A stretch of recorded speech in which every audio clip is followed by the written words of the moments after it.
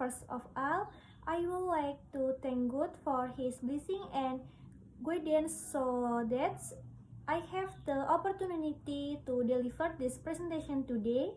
Allow me to introduce myself. My name is Sylvia Widyarini with NPM 2441149 from Management Class 24B. Today I would like to present a topic entitled Leadership Behavior. This topic is important because leadership behavior influence how leaders communicate, motivate, and guide their team members in achieving organizational goals. I hope this presentation can provide useful insight and help you better understand the importance of leadership behavior in management. Without further ado, let's begin the presentation. Oke, jadi pada slide pertama saya akan membahas mengenai leadership behavior atau perilaku kepemimpinan. Kepemimpinan merupakan salah satu aspek yang sangat penting dalam dunia manajemen karena setiap organisasi membutuhkan seseorang yang mampu mengarahkan, mengordinasikan, dan memotivasi anggota organisasi untuk mencapai tujuan bersama. Dalam sebuah organisasi, pemimpin tidak hanya bertugas memberikan instruksi kepada bawahannya, seorang pemimpin juga berperan sebagai pengambil keputusan, motivator, komunikator, dan teladan bagi anggota timnya. Keberhasilan sebuah organisasi seringkali dipengaruhi oleh bagaimana seorang pemimpin menjalankan perannya. Oleh karena itu, perilaku kepemimpinan menjadi salah satu faktor penting yang perlu dipahami, terutama oleh mahasiswa manajemen yang nantinya akan terjun ke dunia kerja dan berpotensi menjadi seorang pemimpin. Selanjutnya, pada slide kedua, saya akan membahas mengenai pengertian perilaku kepemimpinan. Leadership behavior atau perilaku kepemimpinan adalah pola tindakan, sikap, dan cara seseorang pemimpin dalam menjalankan fungsi kepemimpinannya. Perilaku kepemimpinan dapat dilihat dari bagaimana seorang pemimpin berinteraksi dengan bawahannya, memberikan arahan, mengambil keputusan, menyelesaikan konflik, serta memotivasi anggota timnya.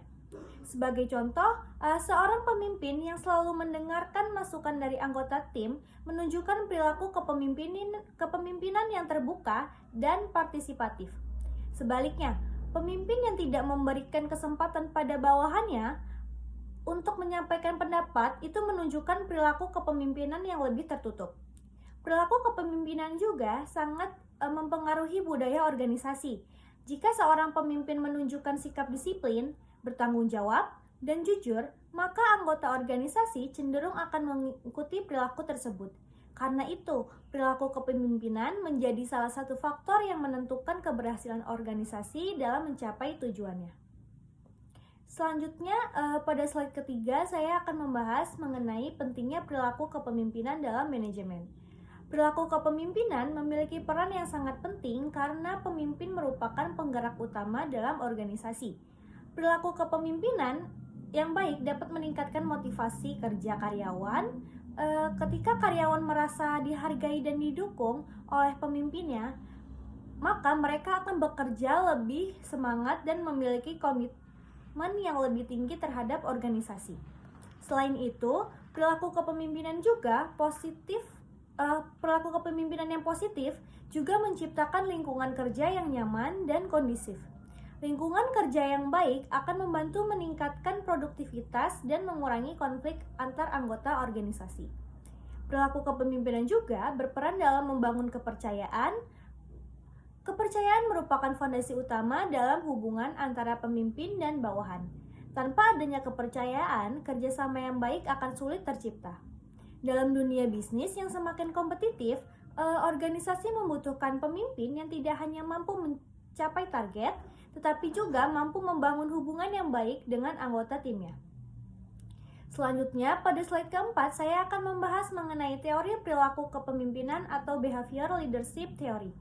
Teori ini berfokus pada tindakan yang dilakukan oleh seorang pemimpin, berbeda dengan teori sifat kepemimpinan yang menekankan karakteristik bawaan seseorang. Teori perilaku kepemimpinan berpendapat bahwa kepemimpinan dapat dipelajari dan dikembangkan. Menurut teori ini, keberhasilan seorang pemimpin tidak hanya ditemukan oleh bakat atau kepribadian yang dimiliki, tetapi juga oleh perilaku yang ditunjukkan dalam memimpin. Artinya, setiap orang memiliki kesempatan untuk menjadi pemimpin yang efektif melalui pendidikan, pelatihan, pengalaman, dan proses pembelajaran yang berkelanjutan. Bagi mahasiswa manajemen, teori ini memberikan pemahaman bahwa kemampuan kepemimpinan bukan sesuatu yang tetap, melainkan harus dikembangkan seiring waktu. Selanjutnya, saya akan membahas mengenai gaya kepemimpinan otoriter. Gaya kepemimpinan otoriter merupakan gaya kepemimpinan yang memberikan kewenangan penuh kepada pemimpin dalam mengambil keputusan. Dalam gaya ini, pemimpin memiliki kontrol yang besar terhadap aktivitas organisasi dan anggota tim diharapkan mengikuti arahan yang diberikan. Komunikasi yang terjadi biasanya bersifat satu arah, yaitu dari pemimpin kepada bawahannya. Meskipun sering dianggap sebagai gaya yang kaku, gaya kepemimpinan otoriter tetap memiliki manfaat dalam situasi tertentu. Misalnya, ketika organisasi menghadapi keadaan darurat atau krisis yang membutuhkan keputusan cepat, namun apabila diterapkan secara berlebihan, gaya ini dapat mengurangi kreativitas dan partisipasi anggota tim dalam organisasi. Selanjutnya, ada gaya kepemimpinan demokratis. Gaya kepemimpinan demokratis melibatkan anggota tim dalam proses pengambilan keputusan. Pemimpin memberikan kesempatan kepada anggota untuk memberikan ide, saran, dan menyampaikan pendapat sebelum keputusan akhir ditetapkan. Komunikasi yang terjalin bersifat dua arah sehingga hubungan antara pemimpin dan anggota tim menjadi lebih terbuka. Keuntungan dari gaya kepemimpinan ini adalah meningkatkan keterlibatan anggota dalam pekerjaan serta munculnya berbagai ide kreatif yang dapat membantu organisasi berkembang.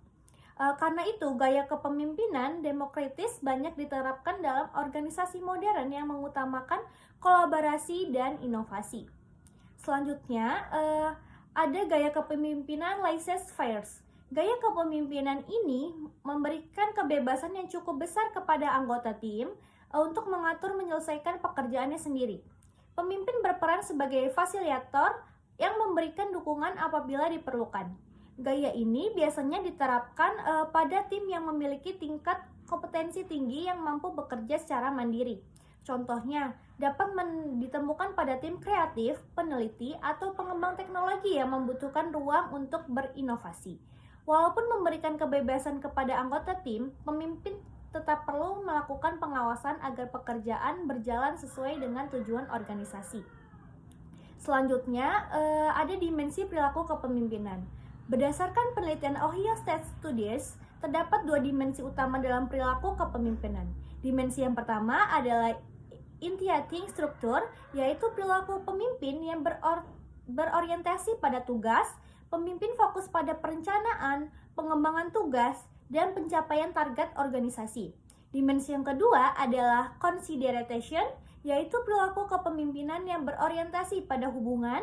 Pemimpin berusaha membangun hubungan yang baik dengan anggota tim, memberikan dukungan, dan memperhatikan kebutuhan bawahannya. Selanjutnya, ada karakteristik pemimpin yang efektif. Seorang pemimpin yang efektif harus memiliki kemampuan komunikasi yang baik agar dapat menyampaikan informasi dengan jelas dan membangun hubungan yang positif dengan anggota tim. Selain itu, pemimpin juga harus memiliki integritas dan tanggung jawab sehingga dapat memperoleh kepercayaan dari anggota organisasi. Karakteristik lainnya adalah kemampuan memotivasi orang lain, kemampuan menyelesaikan masalah, dan kemampuan pengambilan keputusan serta kemampuan beradaptasi terhadap perubahan. Di era digital saat ini, pemimpin juga dituntut untuk memiliki kemampuan berpikir strategis dan kecerdasan emosional agar mampu menghadapi berbagai tantangan yang muncul dalam lingkungan bisnis. Selanjutnya, dapat kesimpulan dari materi yang telah dibahas. Jadi, berdasarkan pembahasan yang telah disampaikan, dapat disimpulkan bahwa perilaku kepemimpinan merupakan faktor yang sangat penting dalam menentukan keberhasilan organisasi. Perilaku kepemimpinan mencerminkan bagaimana seorang memimpin berinteraksi dengan anggota tim, pengambilan keputusan, memberikan motivasi, dan mengarahkan organisasi menuju tujuan yang telah ditetapkan. Teori perilaku kepemimpinan menunjukkan bahwa kepemimpinan dapat dipelajari dan dikembangkan melalui pendidikan, pelatihan, dan pengalaman. Dengan memahami perilaku kepemimpinan, kita dapat mempersiapkan diri menjadi pemimpin yang efektif dan mampu memberikan kontribusi positif bagi organisasi di masa depan. That brings me to the end of my presentation on leadership behavior.